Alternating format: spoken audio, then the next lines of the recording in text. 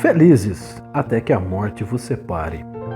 Autor Eliezer de Jesus Gonçalves.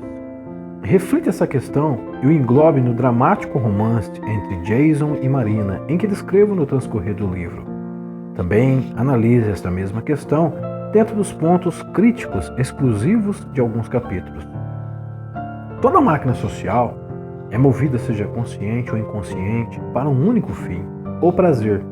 No entanto, a maior fonte de prazer que já experimentamos é, sem dúvidas, o sexo.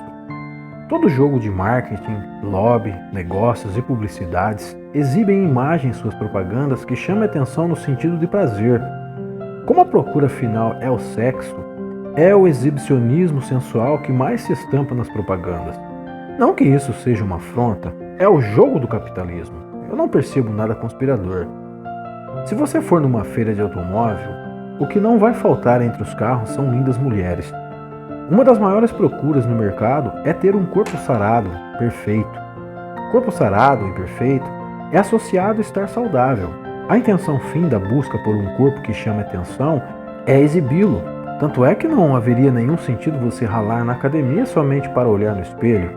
A exibição, seja por fotos nas redes sociais ou tantos outros lugares, demonstram que, no homem, exibe-se sua virilidade para atrair cada vez mais mulheres. A mulher exibe-se para demonstrar que há saúde e fartura de prazer. No final, todos nós gostamos de ser gostosos para o outro, porque quanto mais gostoso você é, mais prazer você recebe. O sentido fundamental da vida, seja consciente ou não, seja reprimido ou não, seja querendo ou não, é dar e receber prazer. Neste livro, tratarei alguns conceitos sobre relacionamentos amorosos e como lidar com os conflitos emocionais que sempre os envolvem. Veremos também quais são as possibilidades de desenvolver a compreensão no relacionamento. Descobriremos qual é a natureza real e a natureza artificial do homem. Como pesquisador, atuando na área de segurança pública, convivendo e mediando conflitos, agraciado com a vontade de saber, questionar, comparar, encarar a verdade, pautado sempre em perceber como ela é e não como gostaria que fosse, embora sendo este um ideal em que todos nós almejamos um dia alcançar. Calhou-me na ideia escrever este livro, que não tem como foco derrubar o império social fantasioso que nos oferecem para que sejamos felizes, mas para dar um insight ao caro leitor no sentido de que reflita por outros ângulos o fenômeno da existência.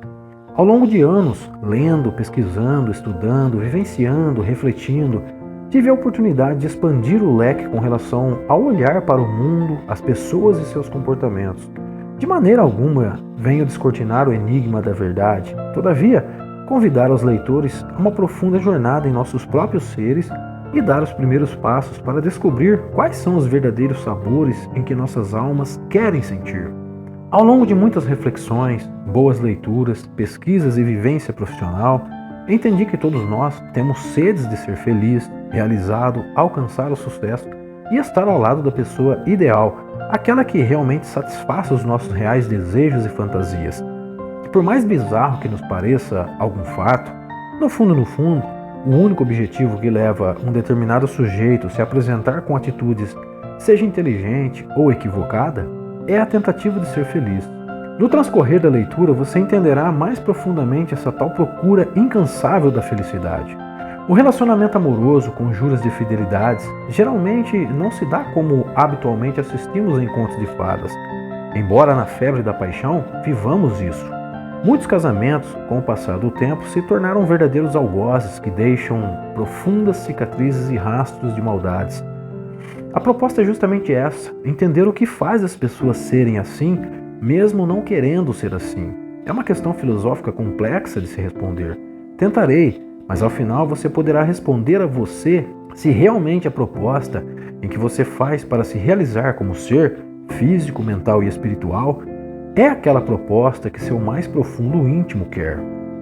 Sendo a intenção do livro voltar-se aos mecanismos do verdadeiro feliz até que a morte vos separe, posso começar com algumas questões que no transcorrer deste livro discorrerei perspectivas inovadoras e futuristas, claro, sempre pautados dentro do que parece ser óbvio, e almejo que elas possam atingir de forma eficaz aquelas pessoas que estão dispostas a, primeiramente, não enganarem-se a si mesmas e, consequentemente, as quais se ama. Será que podemos ser felizes com certa constância em um relacionamento monogâmico, esse que por sua vez é infiltrado por todos os poros da cultura ocidental, com grande ênfase no cerne da moral divina? Por que são raros os relacionamentos duradouros e por que muitos os empurram com a barriga? Será que realmente sabemos amar o outro? A paixão e o amor são coisas emaranhadas? O homem instintivo traz em si a essência macho-alfa, proliferação do seu gene. A mulher instintiva tem como inerência à vida selecionar um macho-alfa para que sua prole tenha garantias de vida. A escolha certa implica em ascendentes saudáveis em todos os aspectos. E dentro dessa programação de progressão da espécie, o primeiro foco, que atua em âmbito inconsciente, é escolher aquele que oferecerá menores vulnerabilidades, consequentemente maiores garantias de sustentação. Em outras palavras, o eu primitivo atuante em nós age irracionalmente em relação a uma harmonia social. Então, basicamente, esse é o foco do livro em que poderemos entender que a raiz dos males está justamente na falta total de disciplina em nossos instintos primitivos. O homem e a mulher social são induzidos a esconderem seus instintos. Isso causa repressão ou alguma espécie de neurose? Nosso modelo cultural de relacionamentos está de acordo com o homem verdadeiro? A moral religiosa acompanha a moral natural? Por que tanta complexidade existe em nós em matéria de paixão, aquela vontade de estar perto e estar longe ao mesmo tempo? O amor pode acabar em tragédia, mas a questão é, que amor é esse? É o amor do homem natural ou o amor do homem artificial? Porque sempre desejamos uma coisa, mas na real fazemos outra. O ditado "quem ama não trai" condiz verdadeiramente com o homem natural, mas afinal de contas, o que é mesmo essa tal traição? Será que somos traídos ou estamos a caminho de uma nova descoberta? Que na grande verdade não somos traídos, traímos aos nossos próprios sentimentos por não sabermos administrá-los. O outro nos causa decepções ou é o decepcionado quem a gera? Alguém viu um relacionamento perfeito por aí? A grande verdade é que a maioria de nós ou executamos nossos desejos instintivos num tremendo segredo ou executamos em nossas imaginações, reprimindo assim o nosso verdadeiro eu. Por quê? Podemos desenvolver um ótimo relacionamento amoroso, sem sombra de dúvidas, mas primeiramente teremos que nos encontrar nesta perdida paixão e colocar os pingos nos is, como diz a gíria. A tarefa não é uma receita de bolo, mas se ela for colocada na prática, com certeza poderemos estar mais propensos à compreensão, ao perdão, à oportunidade e ao esforçar-se para ser e viver melhor com nossos pares. Porquanto, deixar este ambiente propício para que haja um feliz até que a morte vos separe, teremos que exercitar nosso autocontrole emocional e entender que nós quem devemos ser o ideal para o outro, e o outro será complemento desse nosso ideal. Agora, se há permanência na não combinação dos ideais, existe uma persistência nos conflitos e o destaque permanente são as feridas psíquicas e físicas. Neste caso, devemos entender que a separação, embora traga momentaneamente um sufoco, ela é o caminho da paz. O rompimento de um laço matrimonial em situações como essa é tão benéfico quanto uma paixão de contos de fadas.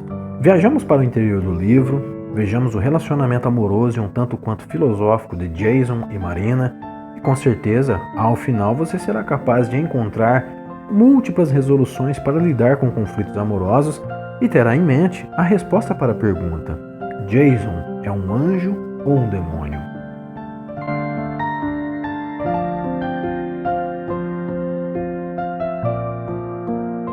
Introdução. Começaremos por fazer uma breve análise no contexto casamento. O que podemos compreender quanto ao matrimônio, ou seja, a união conjugal entre homem e mulher, esse que por sua vez se tornou um costume, transmutou-se à cultura e posterior oficializou-se em documentos, cartório, estes que foram legitimados pelas regras de condutas matrimoniais que deveriam ser estabelecidos pelos amantes. Contudo, entenderemos na íntegra que o casamento é um valor cultural que tem sua gênese na igreja e, por conseguinte, torna-se lei, tendo em vista a grande predominância às regras de condutas religiosas. Percebemos que, em primeiro momento, o casamento é uma condição programada com base em valores religiosas. Eis aí uma grande barreira a ser quebrada quando se percebe, por exemplo, uma briga frenética por legalização de matrimônio homoafetivo, pois a muralha de aço quase que inquebrantável está justamente na não conformidade na união estável legitimada em cartório, simplesmente pela dita lei divina que os impede.